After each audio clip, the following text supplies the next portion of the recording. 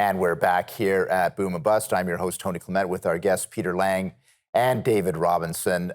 Peter, love to get your understanding of how your project will have an impact on reducing Canada's greenhouse gas emissions, and also a little bit more about economic development. I know that the two are tied in, but I'd love to get your sense of both. Start with you, Peter.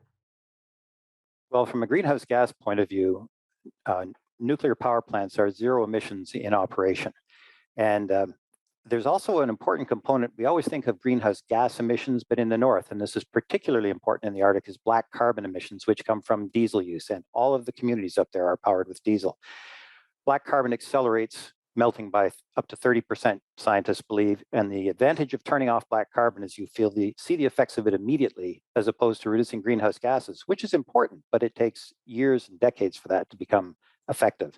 So, and this has been a major focus of the Arctic Council too, is reducing black carbon.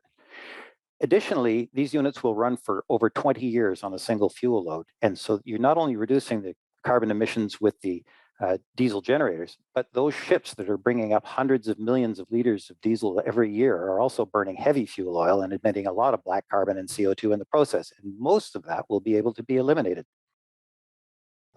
David, from your perspective, yours is more of a storage technology, but you obviously want to be part of the solution when it comes to GHG emissions. Well, actually, we are at the front end of that process. Carbon capture, utilization, and storage. We're carbon capture. So This is a technology that captures 90% of the CO2 from the flue gas of a fossil fuel plant using combustion. So it's a really important element in the whole GHG reduction system, in that there's very many utilization approaches. You could, there's just straight sequestration. There's groups that are making carbon nanotubes and so on, but they all need to capture the carbon first in order to reduce the GHG emissions. And that's what this provides, an elegantly simple solution for CO2 capture that is scalable. It's literally modular like Lego, so that you increase the size. There's a simple rule in technology: complexity does not scale, simplicity does. Sticking with you, David, do you think that this would have a positive impact on Canada's economic growth as well? Well, it would be an opportunity for leadership. And you know what's really interesting about this specific relationship Canada's developed with the United Arab Emirates? It provides an opportunity for Canada's economic leadership in this dimension to be profiled on the world stage at the Global Climate Change Summit. So that's one interesting factor here. It's not only accomplishing that objective, but demonstrating it on the world stage. And that's really important. As you know, in any economic development activity, it's not only the economic function, but you have to have the marketing program that goes with it, right? The opportunity for other countries to acquire and utilize Canadian technology.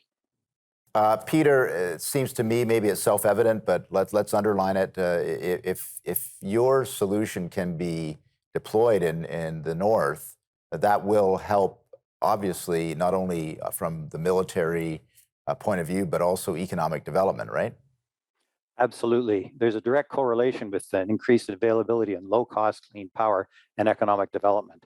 And certainly in the process of developing and manufacturing these units, Canada is a tier 1 nuclear nation. We're really good at this.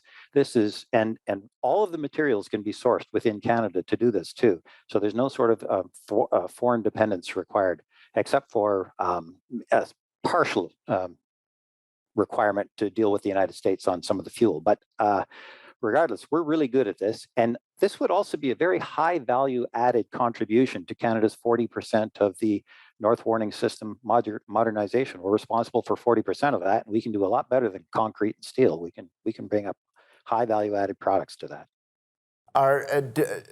Peter, are you concerned, or have you met concerns about using nuclear? Is that still an issue?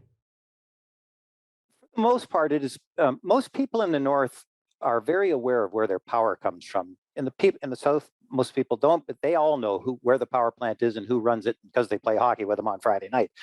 And so they have a very open mind as to how important it is to get an alternative source of energy. I have letters of encouragement to continue the development on this from various mayors of the Arctic communities and other groups up there, the Chamber of Mines in the Northwest Territory in Nunavut. They all support the continued development of this. We're going to continue our discussion about these important innovations after the break. Please stay with us. We'll be right back.